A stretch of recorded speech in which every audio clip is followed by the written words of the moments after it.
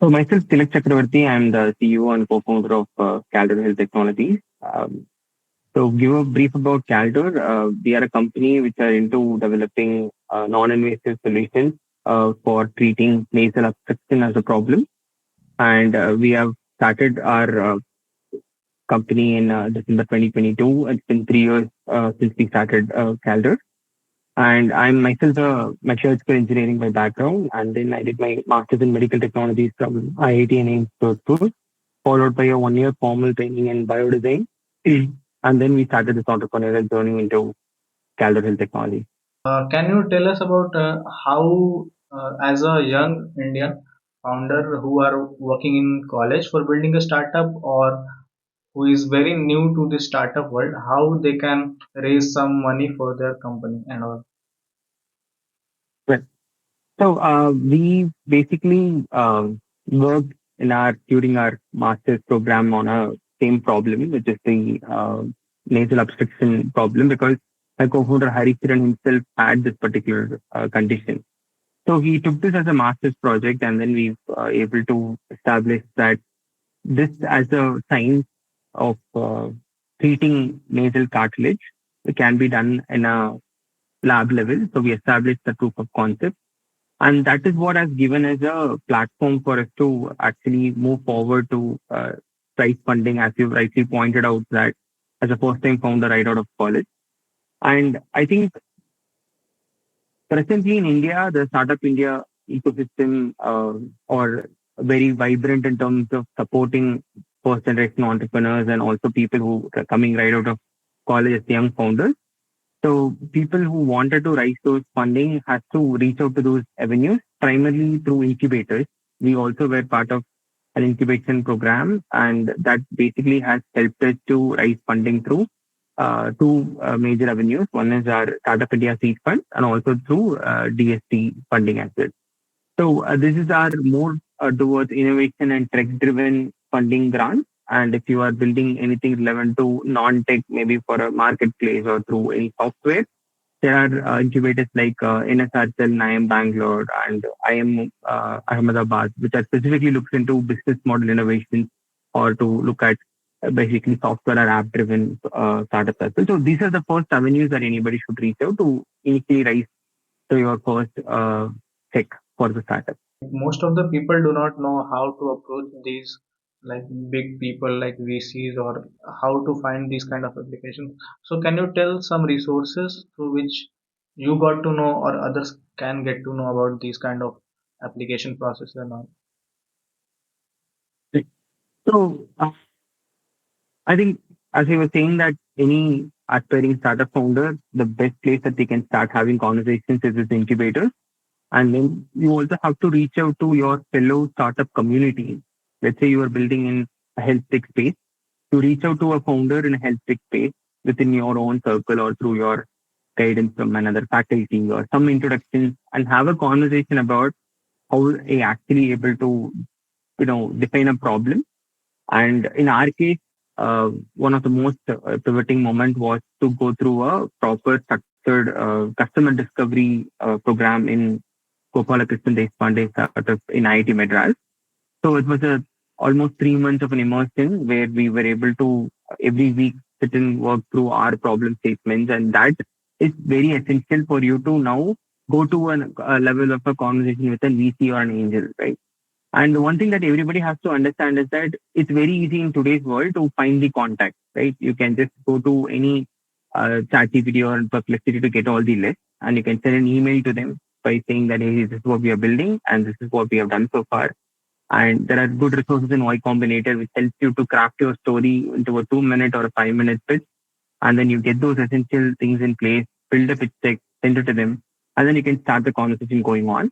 But before all of that, I think a lot of people, instead of burning themselves out through this process, one of the key things that they can able to do very early on is to talk to customers, whoever they think their potential customers are, understand what they're actually building and is there a real market for that, get that evidences.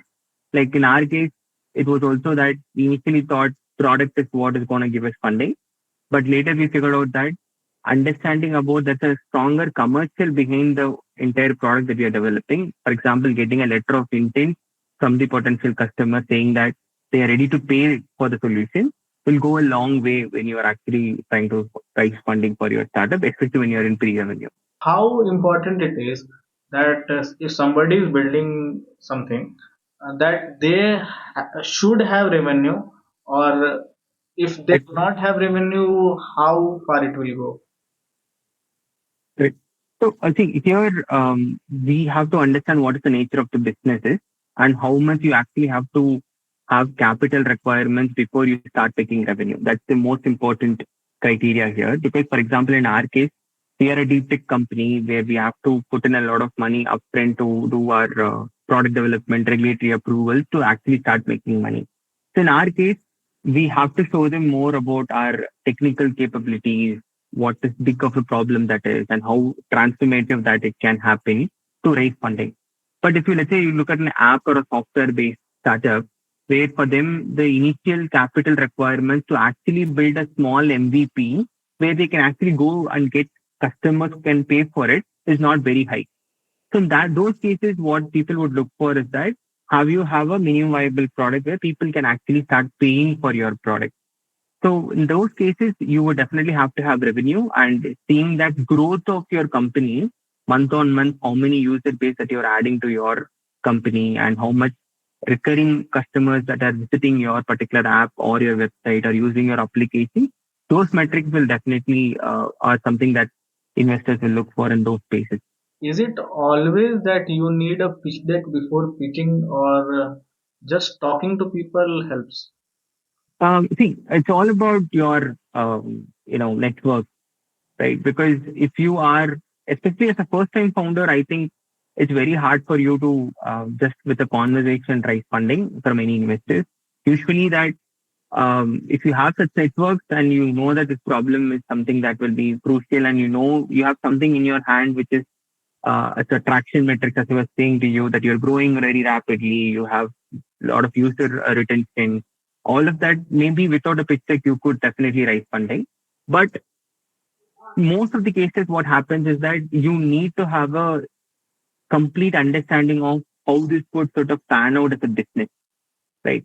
It cannot be just as straightforward as metrics, but also what is the bigger picture, how big of a market that you're trying to solve, and in years that is going to come, what are the important milestones that you will reach. So all of these questions in any way that an investor would ask you.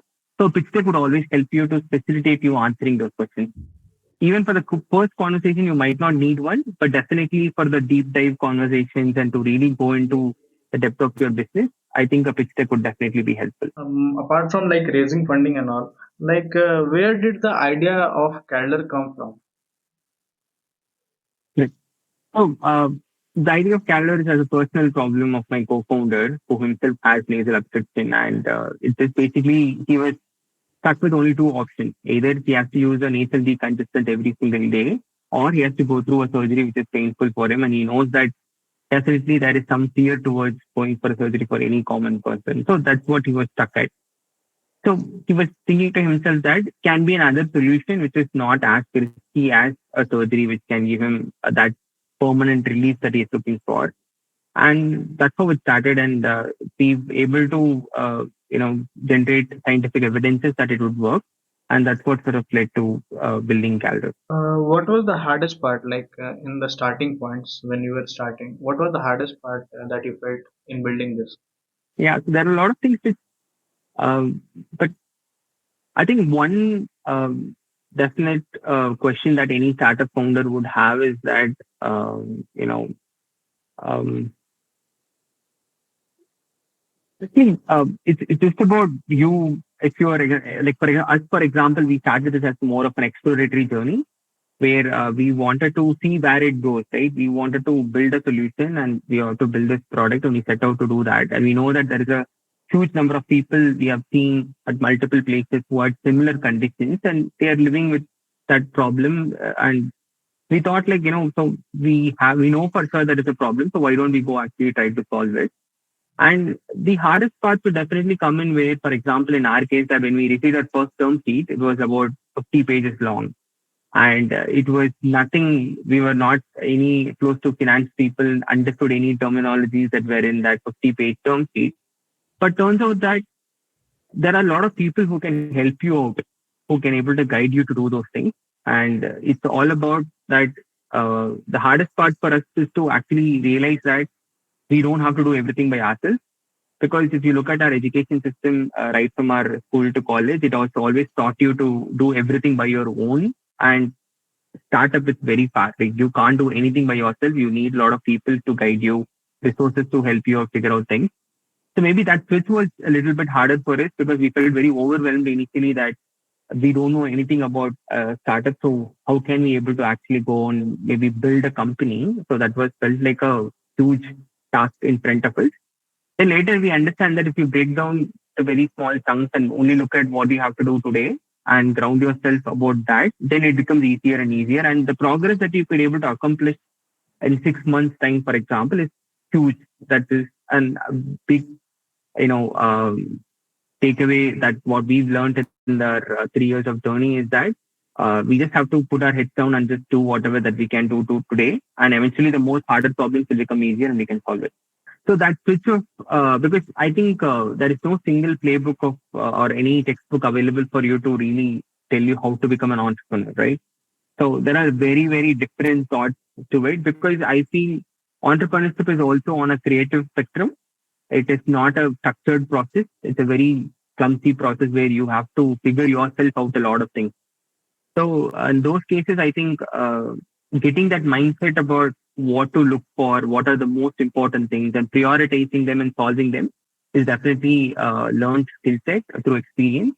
And that was the most hardest part to figure out what it means to be an entrepreneur.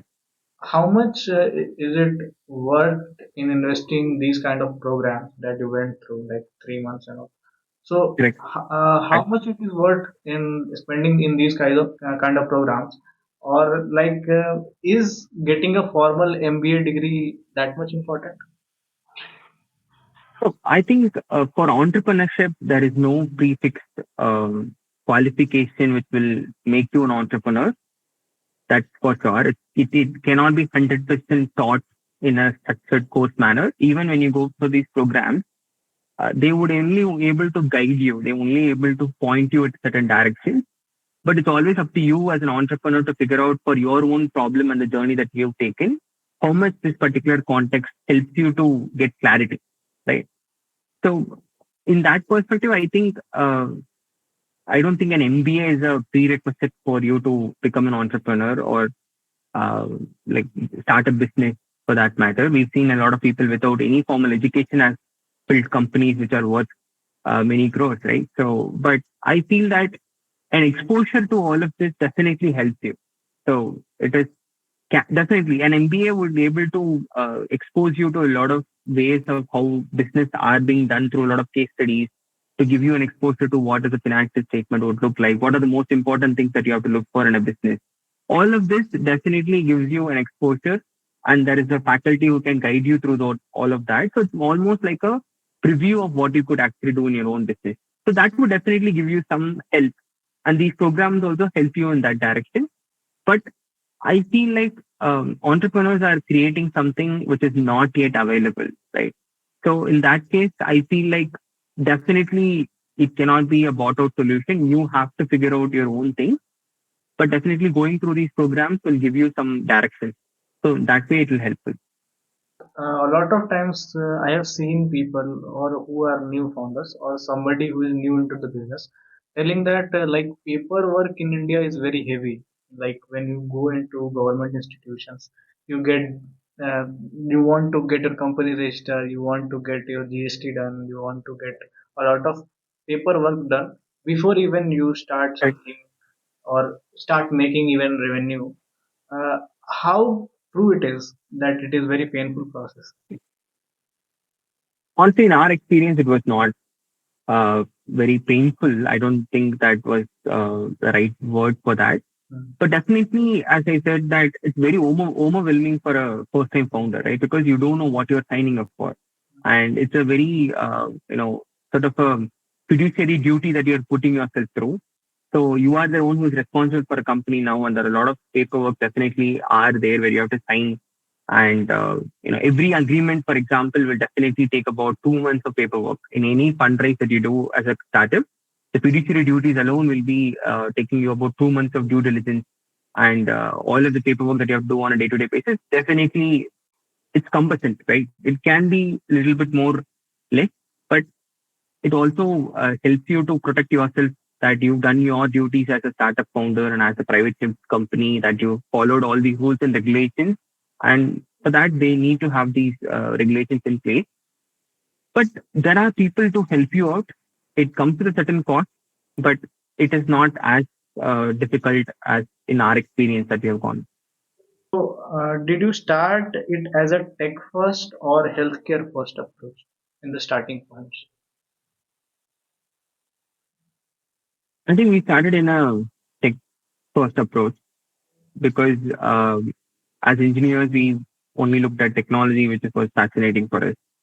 And then the healthcare part comes in because healthcare, it's a multi-stakeholder pursuit where from the patient to the doctor to the hospital administrator to the regulatory body, and you just can keep add the list, who all have a crucial role to play in this health as a space.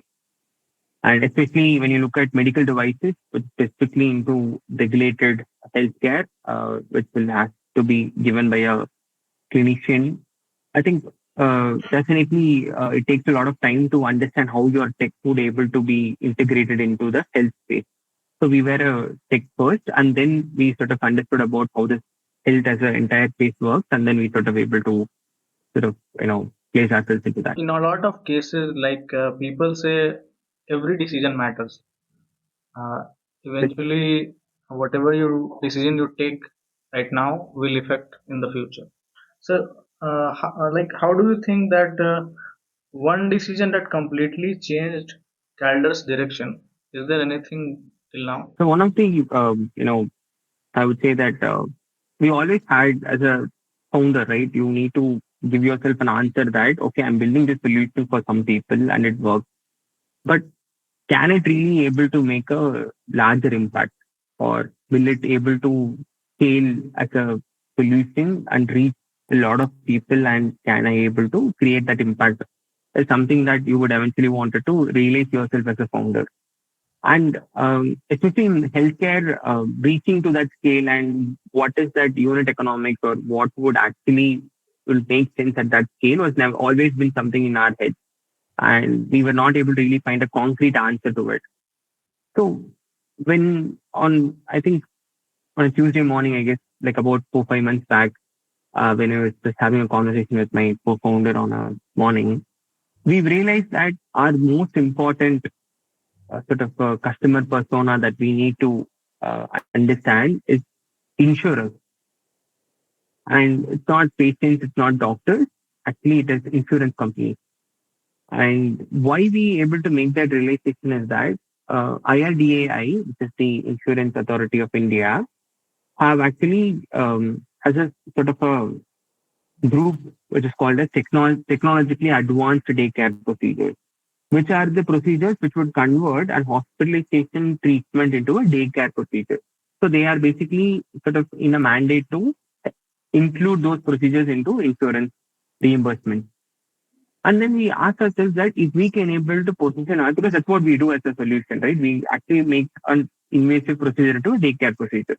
And if we are placing ourselves into that, and if insurance companies start onboarding our solution into their offerings, then it completely eliminates the financial risk for a doctor and also for a patient. And what we understood is that we not only are now in a place to sort of cater to only patients and doctors, it also for insurance companies, it's working in their favor because it also helps the patients to have a better lifestyle. Because breath is a very important part of our day-to-day health. If you can able to go through this procedure and it makes the patients breathe better, all their health markers can get improved also. So it also works in everybody's benefit. And also, as a, for us, the company, what matters for us is that the scalability of the solution is just become more viable, and it makes more sense to actually build a solution like this. So that was one of the kind of very important realizations that we had while we were actually starting to build our product. Okay. So a lot of times, what you think in the start doesn't happen normally. Right. Yeah. Yeah. So it is quite uncertain when you are going on a start. Exactly. And because I think as a business or as a startup, you always you see that any people will be always be busy or be bothered about something, right? They never ever feel that they are at a very stable place because market dynamics are such that tomorrow that you have to look out for any other innovation that can completely obliterate you from the market, right? There is always a possibility because free market space and consumers will always pick the best product out there.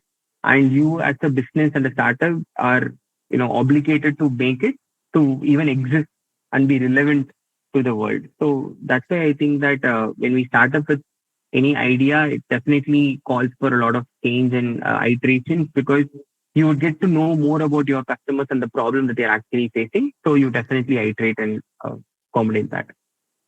Okay.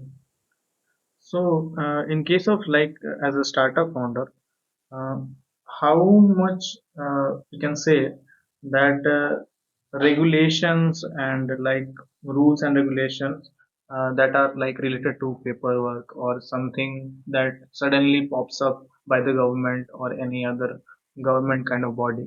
So, how much does that thing slow down in case of Indian startup ecosystem? So definitely, I think regulators and regulations have a very, very large impact on any set of businesses and also for healthcare and medical device as well. For example, now the recent GST reforms which have been made, there the taxation for any medical devices has come down from some cases to 5% and some cases 0%. For example, oxygen supply, for example. I think those regulations will definitely have a larger impact in healthcare. And insurance, for example, now have reduced the GST for insurance, which means that insurance becomes more affordable for a lot of people, right? Now, corporate insurance has come up in a very big way. All of this facilitates an entire new chain of uh, ecosystem to actually develop medical devices and teams or startups. So I think they do have a very important factor to play in. Some cases it might be more stringent. For example, now you see Indigo as going through a lot of challenges because of the changes that has happened in the guidelines, right? So it all has its own effect, but definitely they play a very important role in the whole ecosystem. Of like startups and startup founders and all. In the starting points, people say that people have to wear multiple hats. You are building product, Correct. you are working in sales, you are doing marketing, all of pitching to investors also in that domain. So, how tiresome it is, and what do you think if 2 years, 3 years, or 4 years down the line, how much this could affect your sense of work-life balance? That's a really good question. And as you see, the way that you see that startup founders are known for wearing multiple hats is because you start at a very, very resource constrained position, right? Because a startup is not a company yet. It's more of a precursor, which is going to become a company. So nobody is going to give you all the resources out there to hire multiple people for every individual task. So as a founder, you become responsible for doing everything that is required in the company. It can be with as simple as ensuring that there is water supply to the building, ensuring that there is electricity coming into the building, right the way to the top to talk to an important client and maybe closing the most important revenue that is going to come to your company, right? So all of this can be in a single day. So that is where it really becomes as you pointed out, tiresome and definitely takes a lot. And even we used to have Mondays, the first 4 5 hours, just to have calls and follow up with multiple people and to with different areas of our startup. And it goes to what is the personality of the startup founder is. For example, some person would thrive in an environment where there are a lot of uncertainties and challenges. Whereas in some people would probably get overwhelmed and they might sort of not able to function when there is too much on their plate. So it depends on the kind of person that you are. And I think it's always good to have founders who have complementary skill sets. If you are someone who would only would go all in for a particular task, maybe get a founder who can able to do multiple tasking and able to have a lot of things in their plate, even though that a lot of things would probably don't make sense, but you would still have to do them to get an initial understanding of what it actually means, do the small experimentation. Then you need to find that co-founder who enjoys that and be open that if something pans out and does not work out.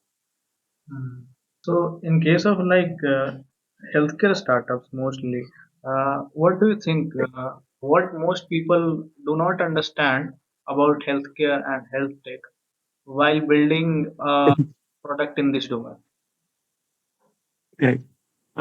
So a lot of people have a lot, challenge in terms of regulations, right? So this is one particular domain where everybody, the moment you say a medical device, they would look at regulations as the most important barrier to not even able to make revenue in this particular sort of the time to revenue gets more delayed because there is regulations, regulatory bodies involved in that. But I see that yes, that is true. That the average time frame of a startup to revenue in a medical device compared with any other SaaS or app based is definitely very different. But I also see that a lot of people not look at that it can be also a big barrier for other people to enter into Hmm. because the same regulation and the same regulatory body will also able to restrict competition from entering into the space. Because tomorrow, if you look at any other consumer driven businesses, your branding and your product quality and your competition is always at a higher level of threat. And tomorrow, any major player can start to come in where it definitely threatens your position in the market. But some cases you just grow bigger and you scale faster so that it might be you can not have any competition at all. But in medical devices, we see that in India, for example, it's just a nascent market. We even today are 80% dependent on imports, where our domestic manufacturing is not able to contribute to the demands of the country. So, which means that players who are existing today and who knows how to deal with regulatory bodies have a very big advantage where they can still make a lot of products and continue to keep that advantage for a long time. So I think that is the one big misconception that people would actually have about this space. And as a startup founder, I see myself that the moment you have clarity in terms of how regulations work and you can able to deal with regulations and get things done, you as a startup has a huge upside and value among investors, and they are become very interested in actually talking to you. So that is one thing that I've understood in the space, which is very different from everything else. Being balanced in speed and patience is important. I think in startup, it's a patient game. So I think if you can able to be patient in terms of uh, and also depends on the kind of company that you start. For a medical device, you definitely need to have patience, and and you would easily spend about anywhere between 3 to 5 years without even having any revenue in the company, and completely depending on funding and your own money to be put into the company to even survive and take your product to the market. Right. These cases, I think it's more about definitely patience, but when you look at companies which have very low entry to barrier and they can start making revenue from day one, in those cases, I think it's all about being more aspirational and able to do things at a space where you sort of grow faster and scale. So that is also a point where you have to look into it. Uh, and I think, you know, like there's some fundamentals about any art form that you practice, right? You take your time to get your hands on learning about how things get done, and even to know about your space initially, it will take you some time. So in those times, you should not be worried about that your metrics or this and that. First, you need to understand about your customer and your space and how this market functions, who are the players, what decisions they make, and how important they are to your business. So getting that clarity is very important. And after that, it's all about aspiration and agility to grow. So it cannot be a single mindset throughout your startup journey. You have to be able to adapt your mindset as your startup evolves into a scalable company. Technology and all. You said that you built it tech first, right? In the starting point, you Right. focused on tech more. So, how does technology give Calder an edge over other competitors that they don't have? Right. So the technology is more driven towards a minimal invasive option that we are building in, right? And people as of now have sort of looked at this space, and it's a harder problem to solve. It is not a straightforward problem where the nasal anatomy has different kinds of tissues like mucosa and cartilage, and where making sure that our minimal invasive nature is the value proposition. The technology has to be built especially curated to that one particular application. Where if you look at a lot of medical devices, they have an approach where they build one particular product for multiple use cases. So that one hospital buys one, for example, electrocautery machine, for example, then where multiple departments can use the same equipment. But in our case, since we have a very problem-oriented approach, we wanted to build the technology specifically to cater to that particular solution around. So that is why it has given us a advantage. But I think the technology, what or the proof of concept is what gives you the conviction that this can be done. But later on, you have to go back to the drawing board and really start asking questions about, hey, is this really a worthwhile problem to solve? And who are the patients and where are they? And how can we take the solution to them? So all of that has to be drawn through. Then you put in more effort and energy to actually build the final product. So it's more of an iterative process that goes through. What tech stack or architecture principle do you guys prioritize in Calder mostly? So we are a hardware driven startup. Primarily, our technology comes in terms of our hardware which we are building. And we also have the software which is assisting the hardware to work. So that is the architecture that we are building in. And the platform that what we build on is the radio frequency based hardware is what our technology stack is. And on top of that, we are starting with nasal obstruction. We have applications in nerve ablation and other such applications as well.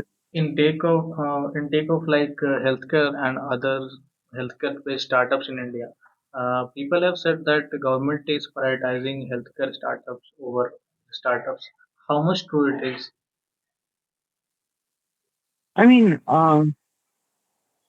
there are some certain ministries, for example, Department of Biotechnology, who has a wide spread of importance that is given to biotech startups and healthcare startups, agri tech. So all of that, whatever falls under that, their thing, they have a lot of funding programs. For example, Birac Big Funding, Sibri, which will basically help startup founders to start their startup or to work towards the POC. And these are 50 lakh grants. So what you can able to be perceived from other side of the spectrum, for example, when you are a software based startup, is that you see a lot of technology startups are getting more funding from government, right? So why is that the case? Is that in India, angel investments as a whole entire boom has only happened at 2016, right? It's all started as an inflection from 2016. So this is the first sort of returns that any investors who came in early 2016, 2015, where startup ecosystem is actually at its first phase. And now people are really seeing India as a space for doing a lot of investments. So government has a role to play here where when there is a capital risk in these companies, for example, in our case, where it will take significant amount of funding and years to actually start making revenue, governments are really coming in and helping us to start the whole process. Once we get to a place we get our secure our regulatory approvals, then the angel investors would come in because they know that the risk is off the table, right? So this is the role that government bodies are playing in India. And it might be perceived as that we can able to get more funding because but the initial requirement for us to even start revenue is very, very high compared to other tech startups. So that is why the difference is there in terms of policy making. Getting the first customers or first partners into your business. People say it is the hardest to find your first 5, 10, 20, 100 customers. So, what do Correct. you think? Getting your first customers, how did you guys approach that? And what did you guys learn from that experience? And all? We've not yet have our first customer yet, and we are a pre-revenue company. We are in for our next regulatory approvals from CDSCO. Once we are there, by next year we'll be in the market. But we have already have a purchase order from a distributor who's ready to purchase our device, which is almost like landing your first customer because a PO is a contract which is and that basically came out of understanding about our the health tech as a space for sure. And in India, we see that distributors are the people that who basically have a stronger network among doctors who can help you to scale your product to across geographies in India. So that relationship is what helped us to have more conversations with them and understand about why do even a distributor will be interested in taking our product, right? So that's the question that we had. And turns out that distributors have to able to differentiate themselves from other people in the market, and they have to able to go represent a product which is a good product for the doctor also. So that this sort of the impression, or you call it as a face value as a distributor, increases among the doctors, and it helps them to do more business with them. So it's a transactional way of how you look at what sort of a problem you can solve for the distributor also. Once we get that clarity and understand, help them understand that, see, this is a product which will definitely help patients to get more benefit, in turn the doctor is going to get happy about. So the distributor also looks at it as an opportunity for it to come in early, right?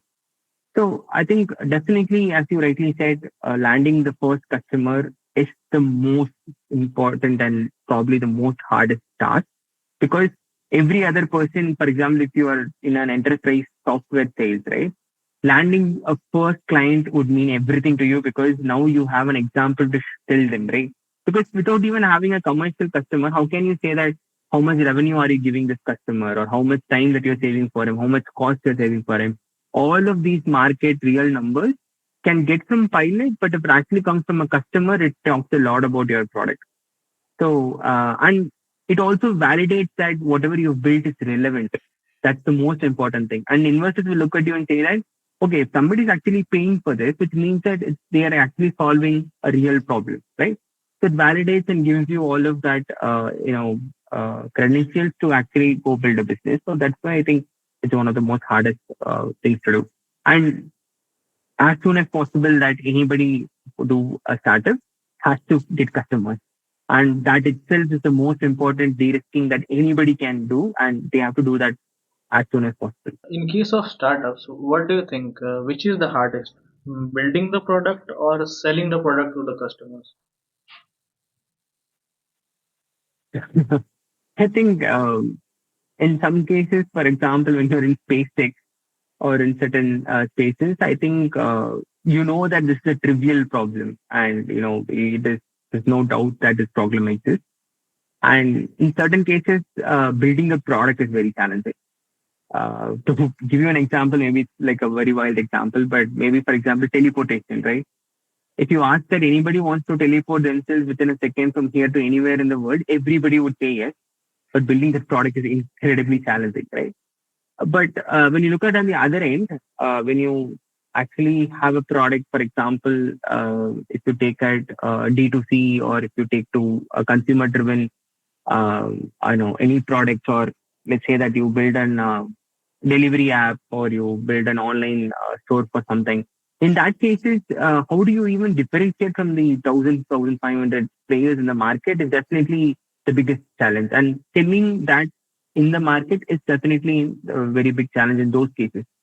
So it cannot be that what is the most difficult thing. It's about the problem that you're actually trying to address. But in most cases, I think selling is the most hardest part because if you build something and you can able to sell it, it means that it solves a real problem.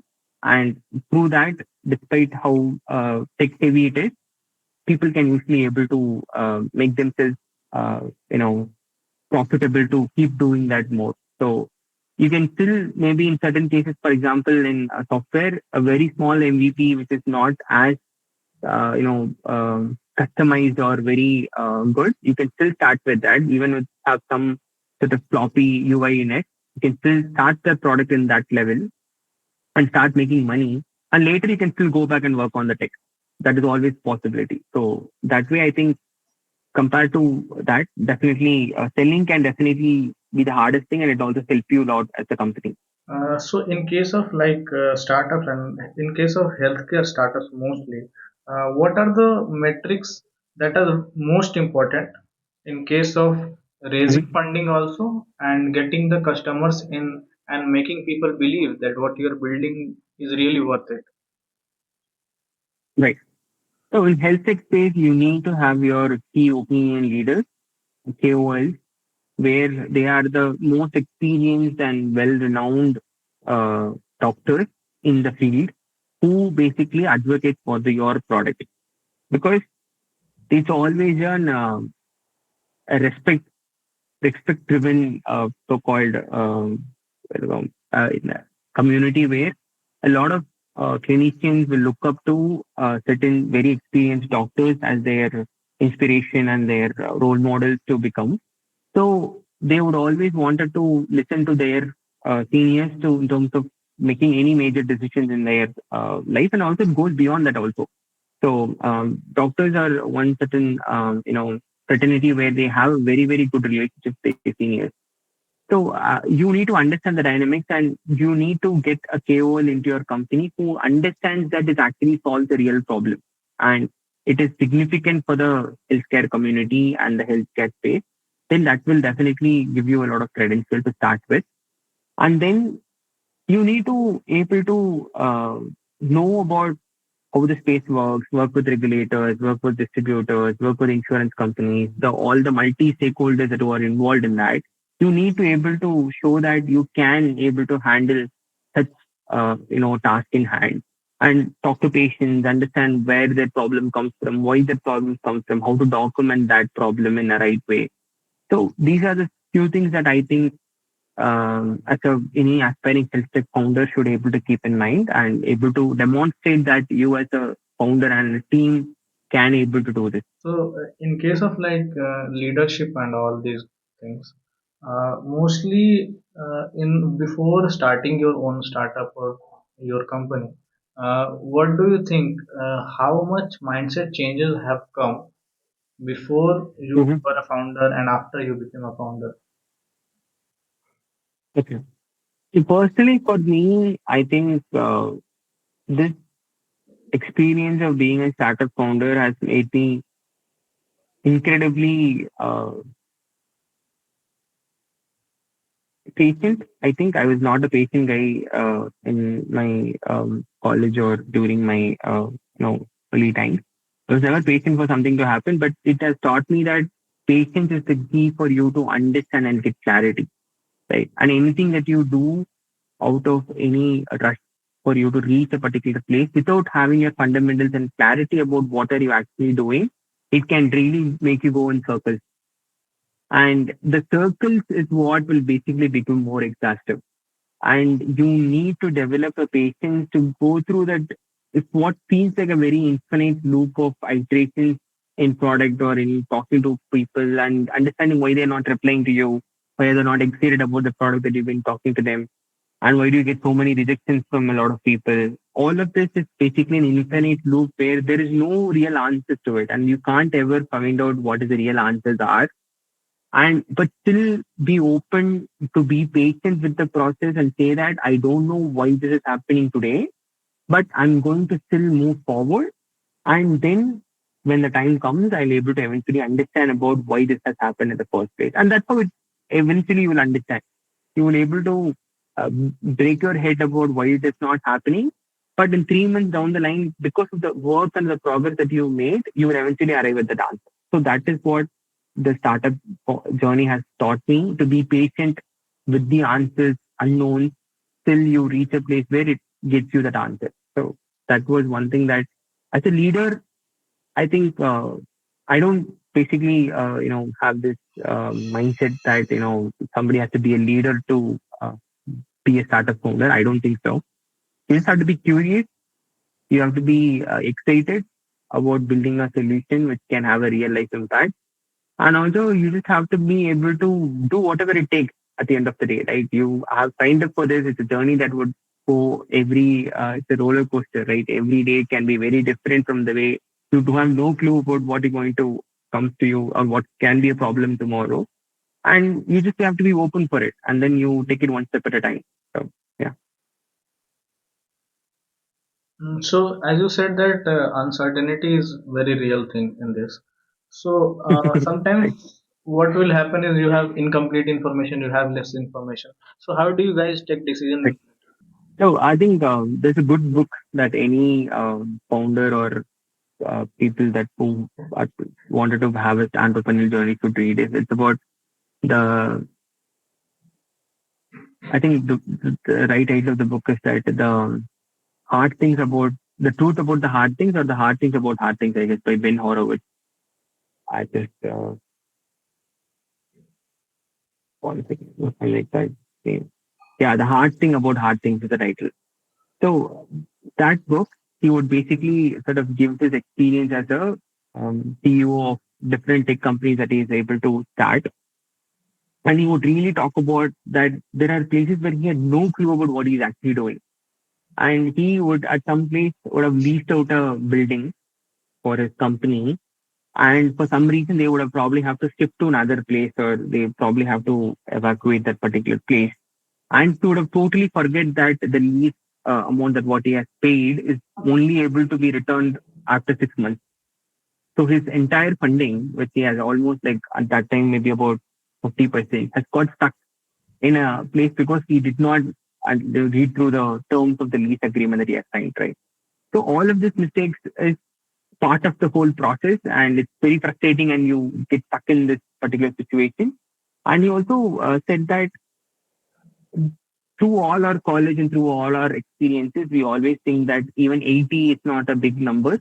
Out of 80 out of 100 seems like not a big, it's an average mark that anybody would get. But I think if you, as an entrepreneur, score anywhere between 35 to 40, I think you're doing an extraordinarily great job. Which means that out of every 100 decisions that you're taking, if 40 turns out to be a good decision, you are really doing extraordinarily well. And that's very counterintuitive and nobody able to relate to it, right? Everybody would think like 40 is nothing. But in actually doing startups, that is very significant because nobody has ever done it before you, and you have no idea about how you are going to do that, right? And as a first time founder, I think everybody has to remember that, mistakes are part of the whole process, and decisions should not be taken in, you have to leave your ego out of it and then just take the decisions of moving that next step. That's all. What do you think? What great founders do differently from people who are average? As you guys have raised funding, also you guys have investors. What do you think? Yeah. How do people do differently in terms of getting great and being average? Uh, I don't know actually about the distinction between them, because there are some people who would probably, for market reasons or because of the problem that they have chosen, is probably got not relevant anymore. Or for many number of reasons, people might not turn out to be successful. And if we are basically looking at great founders, sometimes they also have failures in them, right? So the most important thing that I would look at, one of the most key attribute that a founder should have, is to able to have a perspective about what's really happening, that awareness about what this conversation is about. Like, what is this person that in the opposite of me is talking to me, and what it actually trying to tell me, right? So knowing who's important and how do you sort of keep that entire framework in your head as a founder every day, and able to just, suppose something fails, extract the learning out of it, take it, and then implement it as soon as possible. Not dwell on your failures for too long is very important, because I think what differentiates from an average founder to a great founder is that, very put it very simply, is that someone who has failed incredibly repeatedly every single day, but still persistently has gone through it and learned from it, did not commit those mistakes back and move forward, would make a great founder. And despite any other skill set, if someone has just that resilience in them to learn from things and move forward would definitely able to make an impact. The timing might be a little bit late, but still they were definitely able to get to the place that they wanted. Okay. So, in case of failures and success, what do you think, apart from market timing or relevance of the problem, policies Mm-hmm. that come by the governments and all, what do you think? How relevant is a founder's attitude towards the work that he's doing? Yeah. If you look at that, one of the most important reasons of why a lot of companies shut down is basically of co-founders conflict. So it's the most important decision that you have to take in your startup is choosing your co-founder, and everything might probably become challenging. For example, you rightly pointed the market policy and all of that. But since you also are building in a similar space, for example, health tech as a space, you can definitely reach out to some other founders or very well experienced industrial people to help you out to know how do you deal with that particular shared, challenge. But if you don't pick your co-founder that you're going to spend your next 5 years with, then it's going to be a real challenge on a day-to-day basis. And it is very, very hard to solve this problem later on in your journey. So having a co-founders agreement, having a shareholders agreement will give you a very good clarity in terms of how do you as two people going to go through this journey. And what if somebody bails out? What if somebody thinks that this is not for me? And in that emergency or very critical situation, what would you actually do? So all of this has to be thought through before you start your startup. And then I think it becomes far more easier to actually do it. And I'll say that the second phase to it is that to hire your first employee, have your first team to actually build the product, because those are the people that you will have to deal with on a day-to-day basis. So those are the most important decisions that you have to take, and that is what has to concern you more than all the other parts to it. Investments, policy making, regulations, all of it can be dealt with. It all being shared problems by every startup that can be dealt with. But this is only unique to your startup, so you have to be very, very careful in those decisions. So, in case of people say that uh, it is very challenging for people who are hiring employees as a startup, because people Correct, say that it's kind of risky to work in a startup in a lot of cases. Employees think that, correct, and a lot of employees go into different companies due to bigger compensation and other things. correct. So, Yeah, how do you guys deal with that kind of thing, or you have any plan to deal with in the future like that? correct. So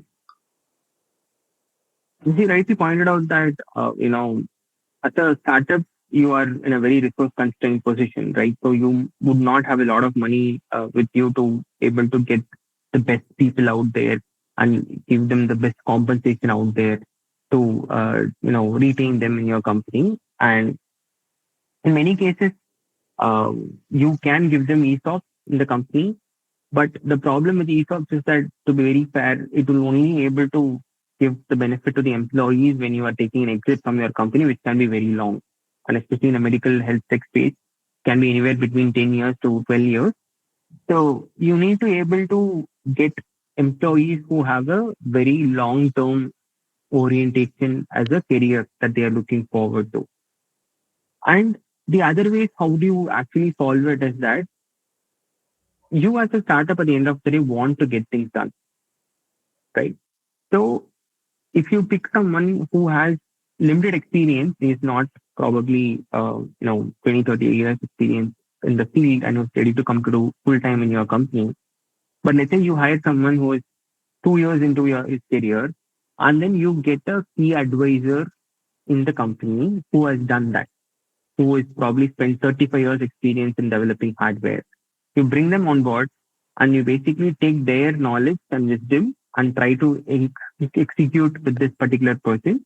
Then it sort of gives you some level of definitely, to reach the necessary milestones that you wanted to reach. And you have to able to, as a founder, as you said, that you have to wear multiple hats, and also you have to able to educate yourself to get the things done. And I'm not anywhere close to being a hardware engineer in my formal education. But the moment I know that that's what my startup demands me to become, I have no other choice to actually become a hardware engineer, sit with the engineers, and understand about what the requirements are and how do you actually solve those problems, find the right people who can help us solve that problem. So that's how you actually work in a very resource constrained environment. But once you get to market, once you show revenue and once you scale, then that can be a time where you become more aggressive and you go set out to hire the best people out there, because in that time your company can afford that, right? So it's just a mix of mindset that you need to have depending on what stage of the company that you're running in. So, is healthcare innovation, do you think that is slower than other sectors? Is it true?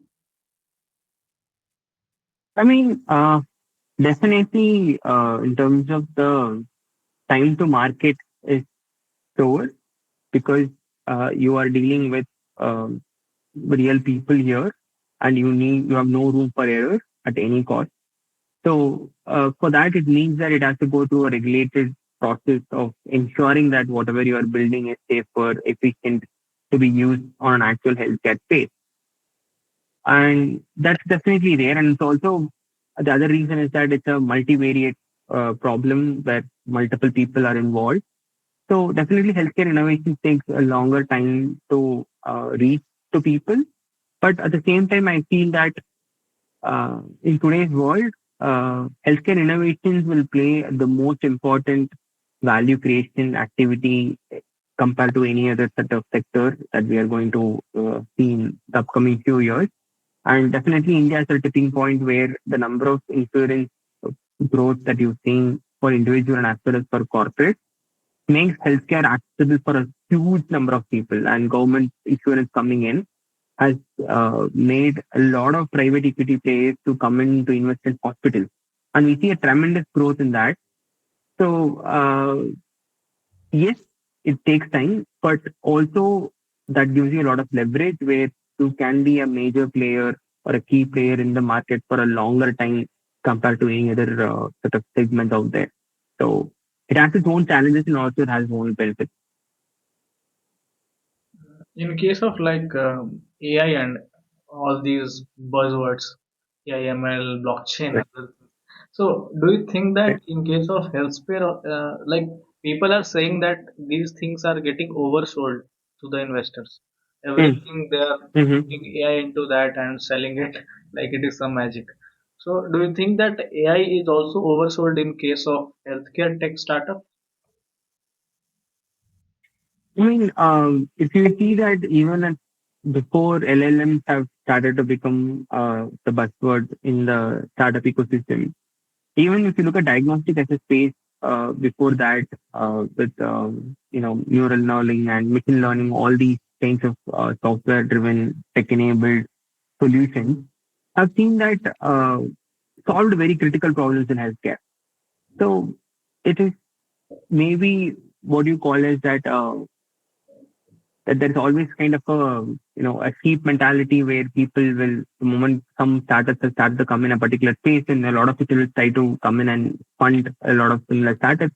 That can be one of the reasons. But when we look at actually the kind of impact that AI startups can have in healthcare is undebatable. I think definitely, for example, to give you an example where Amazon has developed a software which gives you live transcription of a patient doctor conversation, right?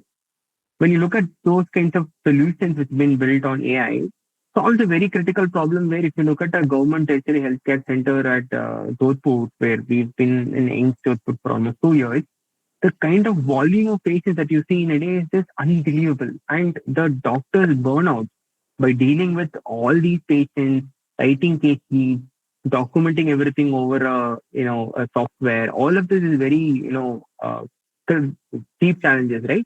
And AI can definitely help you in that regard and can able to make the whole workflow of physicians very easy and time efficient, right? So I think sure that there are some areas where we see that AI is definitely going to play a very crucial role in the healthcare ecosystem. But I think all of these packages of somebody trying to raise funding with a good wrap of AI can be short term looked at as success. But at the end of the day, if your unit economics and your customers and revenue is not growing, I don't think that is going to solve anybody's long-term, purpose. So I don't think that can be a good long-term strategy. A lot of times, funding is always associated with success in startups. I think this is probably not a very good way to look at it. I think so. Any startup success is actually about growth and profitable growth if it's possible in certain spaces. Because once you as a company is profitable, you can start to really do a lot of meaningful things. But if you are a startup depends on the fundraising to fundraising and you wanted to survive, I think that really puts you in a very tough spot. So I think fundraising does not mean that your startup is successful. So, in case of people who want to build in the future, like students who are in college and who have just joined the workforce, so what are the skills should students build from the early times so that they can work in either healthcare careers or build their healthcare startup? Yeah. So I think uh, definitely that having an exposure to healthcare clinicians or hospitals and how do they actually function can go a long way. Even for us personally, why we are able to really start to build in healthcare space is because our exposure to the healthcare system through our medical technologies program, where almost sometimes most of our classes would be at AIMS Jodhpur, where we would look at surgeries, where we look at doctors treating patients real time, understand what kind of a pain that patients actually come to the hospital, how they actually come. Some people would actually travel 200 kilometers from the nearby village over a bus to actually reach to the hospital, right? So there are these real problems that you witness on a day to day to understand about how this entire healthcare ecosystem works, right? And what is the role of a doctor here, the nurse, the supporting staff, the administrative staff, what roles they are actually playing in. I think that exposure can come from as a student because being a student will be able to get you more access to actually these spaces, right? Because when you are a well-established business, they know that you are there for a commercial motive, right? In some cases, you cannot able to get this access and learning from them. So when you are a student, you can leverage that and actually learn by asking questions to them about why this is happening in a certain way, why it can't be in a different way. And those learnings will help you to ease yourself to talk to doctors. Because the one most important thing that I find is that engineers find it very hard to talk to doctors, and there is definitely some level of intimidation because they are having a profession which is quite very committed, and the time is very valuable for them. So when you are talking to them and during their time, you have to be respectable towards that. So as an engineer, I think sort of taking an opportunity to talk to them and understanding how to talk to doctors, how to maintain that relationship, all of that is very subtle things but goes a long way. I think any founders interested in healthcare space definitely has to know about this dynamic, and that's one thing that I would recommend to start with. But largely for any founders who want to do startup, you should be able to uh, understand who's your customer. That is number one, and know that whether you are actually building something is valuable for him. And how do you know that it's valuable? Just because he's saying that it's good, or he's ready to pay for it, or he's ready to invest in it. What kind of actions that he is actually taking? It gives you a sign that it's actually the burning problem for him to be getting solved, right? So that is definitely, as a student, you can test with small projects, small ideas, try to sell it to somebody else and see that what it actually does. Because I feel our college is usually encourages people to go build solutions, sort of showcase it to people, but they never actually ask students to go sell it. Because the moment you ask them to go sell it, they will realize the hardship that is actually involved in building something of relevance, right? So maybe as a student, you should try that. And because there's no risk for you, you can still fail, right? So you can do that. So in case of like students, are you guys hiring? So we have intern positions with us, and we do work with students from biomedical engineering department and with electrical engineering software. And some cases we also now have reached out to BBA and art students also for our market and other things as well. So we do have work with interns as well. Okay. So in case of hiring, first of all, how should people reach out to you guys for getting hired in your company? So we have a LinkedIn page. You can reach out to us through LinkedIn, or you can check out our website, and there's a contact form where you can just reach out to us through that contact form. I think we are quite very active in those two forums, and because our whatever the job openings that we have, we always post it in our LinkedIn page. So through that, they can definitely reach out to us. So what kind of resumes or people who impress you for hiring purposes? What kind of people you guys want in terms of skills, in terms of the attitude of as a person? So what? Right. So a lot of times, the first question that we would ask in an interview for a student is that, uh, what do you know about our company? So a lot of times what happens is that people, they want an internship position, so they would just apply for a lot of companies, and, they would just send a very basic template of whatever that is to everybody. And that it's sometimes it's all right. We would just want to talk to them to understand whether they've actually put in the effort to know about what we're actually building, what's the space that we are in, what the product does. So some level of background work to put in to show that they're very inclined towards this particular, role that they are applying for. The second thing is that you have to have a very, very, um, you know, commitment towards whatever they are trying to accomplish, right? They need to have a clarity of thought by saying that I'm going to a startup and I want to really learn about how new products are getting built. Done. That's all. Right. Because a lot of times they come with an expectation where that they would probably wanted to experience everything. Right. They have probably 4, 5 things that they wanted to learn. And in a span of about few months, it's very hard for you as a person to get into that role and experience it entirely. So that's why we always sort of ask them to at least come with 1 or 2 things that you wanted to learn and be very specific about it so that we can able to help you to curate your experiences accordingly so that you get that particular thing to a certain level of depth. It should not be that he comes and he does something and he does not feel that he learned something out of it, right? So especially for an internship position, we feel that it's more has to be catered towards the learning curve of the person that who we are working with. So in case of like students, like we talked about students and all.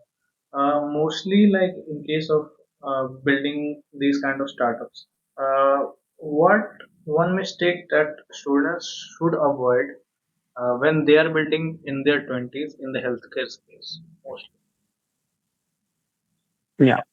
So, I don't think there's any mistakes that you would probably have to avoid. But I think when people come in with a better expectations about what this journey would entail, I think that would really give them save a lot of frustration, honestly, later on in life. Because when you are starting off as a founder, when you are taking a sometimes you don't even have a salary, sometimes you take very basic salary which covers your expenses. You see a lot of your friends who have joined in corporate will probably start making good money, right? And in early 20s, you would definitely think that, going out is fun, traveling is fun, and, hanging out with friends, partying, all of that, that definitely sounds a great thing to do, right? And you giving up all of that, and there's a lot of insecurity going with you because you're not making as much as money as them, I think will definitely put you on a very frustrating path later on. So anybody who comes into health tech space has to understand it's a long haul process. And for you to get anything out of this worthwhile will take at least 3 to 5 years. And you have to be patient enough through that time and focus on building this product, focus on building a company, focus on becoming a better entrepreneur. And hopefully, even now, we are also very early in our journey. But what one thing that I think is that the skills that you learn here is for life. And maybe when you're 40, when you're running a multi-billion dollar company, you know that you learned it when you're early 20s, right? So that goes a long way. And the whole entire life ahead of us. A lot of people say that to us, is that you have entirely your whole life ahead of you. And that is true in our case. Which, we believe that you can start multiple companies, learn this, and build very meaningful solutions. So for that, you probably have to sacrifice and you have to grunt work a lot for getting there, and somebody should be open to that. So, startup or corporate? Startup. Vision or execution? Uh, hmm, this is actually a tough one. I think I'll say reasoning. Okay. AI or humans? Uh, but in what context are you asking this? In terms of your experience in startup and technology, like in case of Okay, are you saying that if I'll be relying more on AI or human is what you're asking? yeah, exactly. Yeah, I think maybe right now I think I rely more on AI. Okay. Speed or perfection? See, Okay. One book that every founder should read. the hard things about hard things of Ben Horowitz. Okay. One habit that changed your life in some way. Patience Uh, and as a habit, I think taking time to actually go for a long walk okay. because uh, yeah, so walking longer helps you to really think through a lot of things that you go through as a founder. So that's a habit. It makes you healthy and also helps you to maintain your peace also. Best advice that you have ever received. That's the advice that I ever received. Like it's from the book that I've read, I told you, right? So the average mark of a startup founder is less than 40. That's the best advice I ever got. So, what keeps you motivated in difficult days? Hmm. So I think one of the biggest advantages of you starting in a health tech space is that there's a lot of meaning in whatever solution that you are building, and you can actually see that there are people who would get benefited out of your solutions, can able to sleep better, can able to you know feel better, have less pain. So there are very meaningful outcomes that you can really see building a such solution, and I think that is definitely keeps your moral very high and sort of helps you to get through this. And also when you interact with other people, they also recognize that you are in a place where your real solutions can have meaningful impact on people. And that would definitely get you through some of the hard days and all the self doubt and the cases where you don't have motivation to actually go forward to. So that's definitely one thing which helps. What does success mean to you in long term? Hmm. I think for me in this journey, for example, is that I've we've had an idea as a founders, thought about a problem, found a solution, we're building a solution now. So for us, the success is about taking the product to actually to real users to actually treat patients, and to see that is what would be a bigger success for us. But we are in a journey to do it for large number of patients, and if we can take that globally, I think that would signify a huge accomplishment for us, and that would be definitely a success that I'm really proud about. Okay. In our case, a lot of people are watching from Bangalore and in this region mostly. Bangalore Okay. urban, Bangalore rural. These are the mostly people who are watching. So, do you guys hire from colleges near Bengaluru or in So the we are open for that. We are open for that. There are a few roles that we would able to offer online, and there are a few roles that we would want to make the students to come on an on-site basis. So depending on their interest and depending on our available roles, we are flexible with that. So we'll be happy to talk to them and understand more about it. In case of on-site roles, what are the places you guys prefer for working in case of on-site roles? What are the headquarters or So yeah, office space? yeah, so we have our own office at Coimbatore in Tamil Nadu, and we are primarily only located here as of now. So we would like to bring people to Coimbatore. Nice. And in case of mm, one message that you can give to the young Indians dreaming about building a startup, uh, if you, any message you can give. I think today's world calls for a lot of you know uh, entrepreneurial people and young, especially students out of college or be it any people that who sees a problem and wants to build a solution. I think today's world, especially in India, it calls far louder than ever before, and we see a lot of people are really doing it. And we see that the geopolitical situations and the kind of support that you get from governments, the kind of ecosystem, and I'm telling you right now, the first time that every investors have started to really look the returns that they have invested in the Indian startup ecosystem. Now you see there are a lot of investors coming in, a lot of markets have opened up, and the world is becoming shorter and shorter. So you can definitely expand more than India. So I think, especially in, we have done incredible feat of work in space tech, for example, now where a lot of companies have come up and have done remarkable work. So I think definitely sky's the limit, right? So you can, as a founder based out in India, can build a global company, and so your aspiration has to be that. And then this could be the possibly the best time for you to do it and start early because your risks are very less.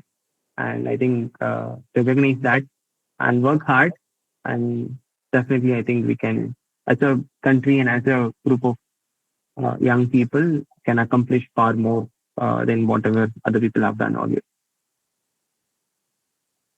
Okay, so thank you for the time that you have given to us, and a lot of people will get benefited from the interview. I hope so.